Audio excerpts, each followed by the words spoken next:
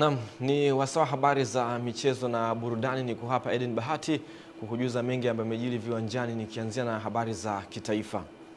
Timu ya taifa ya Tanzania ya mpira wa miguu ya wanawake maarufu kama Twiga Stars inatarajia kushuka dimbani majira ya saa 5 kamili za usiku kucheza na timu ya taifa ya Ivory Coast katika mchezo wa mzunguko wa 3 wa mashindano ya AFCON 2026 yanayoendelea kutimua vumbi nchini Morocco. Twiga Stars inauelekea mchezo huo ikiwa na uhitaji wa matokeo mazuri ya alama 3 ili iweze kufuzu nafasi ya robo fainali ya mashindano hayo, ambayo kwa kundi B limekuwa na ugumu kutokana na timu 3 kati ya 4 kuwa na nafasi ya kufuzu. Kuelekea mchezo huo, kocha mkuu Bakari Shime na nahodha Opa Clement wameeleza maandalizi yake. Tumejaribu kufanyia kazi mapungufu ya mechi iliyopita, na especially kwenye eneo la utimamu wa akili za wachezaji. Kumbuke kwamba tunaona kwenye mechi tukiwa tuna matumaini makubwa sana ya kushinda ule mchezo na kukata tiketi moja kwa moja kwa ajili ya robo finali. Sasa hivi tuko njia ya panda, maana yake ni lazima tupate matokeo mazuri ili tuweze kubakia kwa ajili ya robo finali na kutafuta ile azima ambayo tulikuwa tumekuja kuisudia ya kupata nafasi ya kombe la dunia. So kwenye upande huo tumejaribu kufanya kazi ya kutosha na wachezaji wetu, naamini sasa hivi wako tayari. Mpaka leo hii tuko tayari kwa ajili ya mchezo. Akili zetu, nguvu zetu, kila kitu tumefocus kwa ajili ya mchezo huo. Tumejiandaa vizuri kupata matokeo. Shirikisho la mchezo wa kurusha mishale Tanzania TAF limeendesha mafunzo maalum ya kuandaa wataalamu wa mchezo huo, ikiwa ni sehemu ya mkakati wa kuongeza idadi ya makocha na wataalamu wa kurusha mishale nchini. Akizungumza jijini Dar es Salaam, Rais wa TAF Kevin Ferdinand Tresfall amesema mafunzo hayo yalianza jana chini ya uongozi wa kocha Hewa Pereira kutoka World Archery yanalenga kuandaa rasilimali watu wenye uwezo wa kuendeleza mchezo huo kwa viwango vya kitaifa na kimataifa. TAF inaeleza kuwa hatua hiyo itasaidia kuongeza idadi ya wataalamu wa mchezo huo na kuimarisha ushindani wa Tanzania katika mashindano ya ndani na nje ya nchi. Kwa nini tumeweza kuanzisha kozi hii? Tumeanzisha kozi hii kwa maana kwamba ili tuweze kupata wataalamu wa mchezo huu hapa Tanzania. Tutakapowapata wataalamu itakuwa ni rahisi sisi kuweza kutengeneza timu mbalimbali ndani ya Dar es Salaam na nje ya Dar es Salaam. Kozi hii imekuwa na lengo kubwa la kuhakikisha kwamba tunaukuza mchezo huu ndani ya Tanzania na nje ya Tanzania. Na mpaka wakati huu tumefanikiwa kupata washiriki kadhaa, lakini bado tunaendelea kuwakaribisha wadau wale ambao wako na interest ya kujiunga katika archery. Milango bado iko wazi. Lakini pia kozi hii, kwa nini tumeanza na international course level 1? Tumeanza na international course level 1 kwa maana ya kwamba huu mchezo ni mgeni kabisa kwetu. Sasa tukatamani kwamba huu mchezo utakapoingia Tanzania basi uingie kwa weledi wake, au uingie kwa maana ya kwamba aje mtu sahihi wa huu mchezo. Tumefanikiwa kumpata kocha ambaye ni bora, mwenye experience kubwa, ambaye anafundisha mataifa tofauti tofauti nje barani Ulaya. Klabu ya Simba imesitisha kwa muda matukio yote yaliyokuwa yamepangwa kuhusiana na baraza la wadhamini kufuatia uamuzi wa bodi ya wakurugenzi uliotolewa jana. Taarifa kamili na mwanamichezo wetu. Katika taarifa iliyotolewa leo Jumanne Agosti 4, 2026, uongozi wa Simba umeeleza kuwa hatua hiyo inalenga kutoa nafasi kwa bodi kushughulikia masuala ya usajili wa wachezaji, maandalizi ya tamasha la Simba, mchezo wa ngao ya jamii, pamoja na kuanza kwa msimu mpya wa ligi kuu. Bodi hiyo imewataka wanachama na mashabiki wa klabu kuwa watulivu na kuendelea kuiunga mkono Simba katika maandalizi ya msimu ujao. Taarifa hiyo imesainiwa na mwenyekiti wa bodi ya wakurugenzi Crescentus Magori na makamu mwenyekiti Muktaza Mangungu. Hatua hiyo inafuatia mkutano wa wanachama uliofanyika Bunju, Dar es Salaam tarehe 2 Agosti 2026, ambapo baraza jipya la wadhamini ilitangazwa. Watumishi wa Wizara ya Habari wamefanya mazoezi ya utimamu wa mwili kwa lengo la kuimarisha afya, upendo na mshikamano miongoni mwa wafanyakazi. Mazoezi hayo pia yamelenga kujiandaa na mashindano ya Shimiwi kwa kuunda timu imara zitakazoshindana katika michezo mbalimbali, hususan mpira wa miguu na mpira wa pete.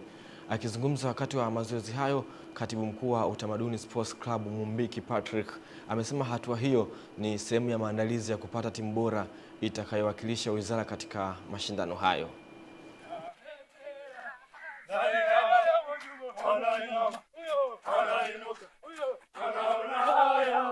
Mazoezi haya ni kwa ajili basically ya kwanza ni utimamu wa mwili, kuweka afya nzuri kwa ajili ya wafanyakazi wawe na afya bora.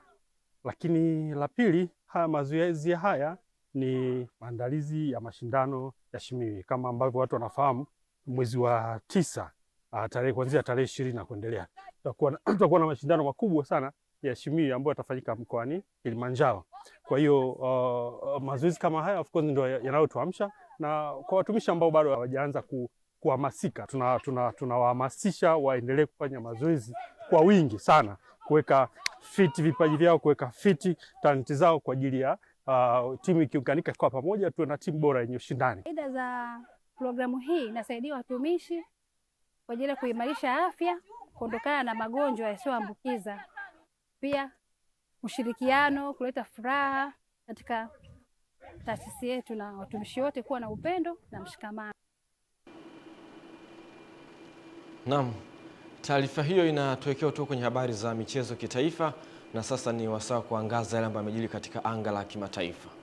Klabu ya Chelsea kutoka jijini London nchini Uingereza imemtambulisha rasmi kiungo mkongwe wa England Jordan Henderson baada ya kumsajili kwa mkataba wa miaka 2 utakaomweka darajani hadi Juni mwaka 2028. Kiungo huyo mwenye umri wa miaka 36 amejiunga na Chelsea kama mchezaji huru baada ya kuachana na timu ya Brentford kwa makubaliano ya pande zote mbili. Akizungumza baada ya kutambulishwa, Henderson alisema ameshawishika na mfumo wa klabu, falsafa ya kocha Xabi Alonso pamoja na hamasa ya kuisaidia Chelsea kurejea kwenye ushindani wa juu. Henderson anawasili Chelsea akiwa na uzoefu mkubwa wa soka la ushindani, akiitumikia klabu ya Liverpool miaka 12 na kuiongoza timu hiyo kutoa mataji makubwa ikiwemo ligi kuu ya soka nchini Uingereza na ligi ya mabingwa barani Ulaya. Msimu uliopita aliichezea Brentford michezo 34 katika mashindano yote na kurejea kwenye kikosi cha timu ya taifa ya England kilichoshiriki kombe la dunia 2026 na kushika nafasi ya 3. Chelsea inaamini uzoefu na uongozi wake vitakuwa msaada mkubwa kwa kikosi hiko chini ya kocha Mhispania Xabi Alonso kuelekea katika msimu ujao. Kenny Malila, Channel 10 Michezo. Asante Kenny Malila, journalista Mario Fio kwa kutujuza habari za michezo katika anga la kimataifa. Na sasa ni wasaa habari za burudani, ambapo tamasha la Sigogo limeendelea kuwa jukwaa muhimu la kuibua, kutangaza na kuenzi muziki wa kiutamaduni, huku wasanii wakisisitiza umuhimu wa kuendeleza kuunga mkono sanaa ya ngoma za asili nchini. Taarifa zaidi na Witness Ngalawa.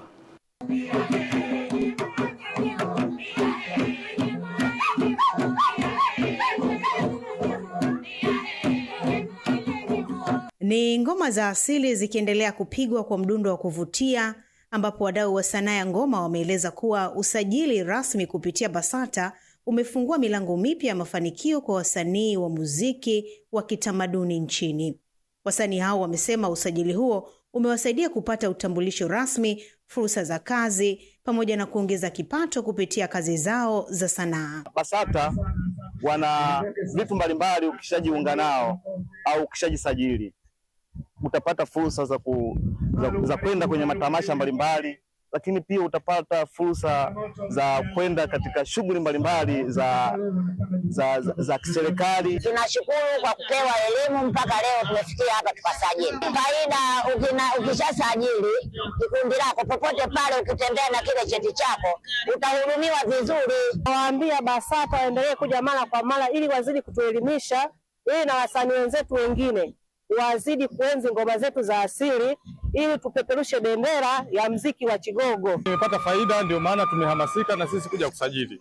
Ukisajili BASATA maana yake tayari unatambulika katika taifa kwamba vikundi ni vingapi, kwa hiyo na sisi kikundi chetu kitakuwemo. Kila mtu anakuja na fani yake, tungo yake, ustaarabu wake wa kuingia na kutoka na uchezaji, na unaosababisha kwamba hata mtu mwingine anawezekana akasema kwamba ni kwenye kundi ambalo anakuwa analifahamu na analitamani. Kwa mujibu wa wadau wao, hatua ya kutambulika kisheria imeongeza thamani ya kazi za vikundi za ngoma za asili na kuwapa nafasi kubwa zaidi ya kushiriki katika matukio mbalimbali ya kitaifa na kimataifa. Ni hayo tu. Mimi ni Winga Teleza, Witness Ngalawa, na hii ni Channel 10+. Asante Winga Teleza, Witness Ngalawa kwa taarifa hiyo, na kufikia hapo hatuna la ziada kutoka kwenye chumba cha habari za Channel 10+. Kwa niaba ya wote, mimi ni Eden Bahati, uwe na wakati mwema.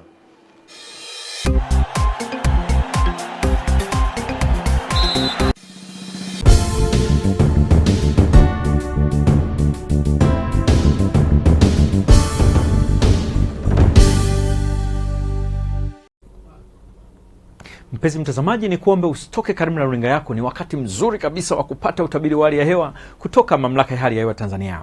Kwa usiku wa leo tunatarajia hali ya ukavu iendelee katika maeneo mbalimbali ya nchi, huku ikiambatana na hali ya ubaridi wa wastani, huku kiwango cha chini zaidi cha joto kwa usiku wa leo kinatarajiwa kufikia nyuzi joto 7 katika mkoa wa Njombe, kufuatiwa na nyuzi joto 8 katika mkoa wa Mbeya.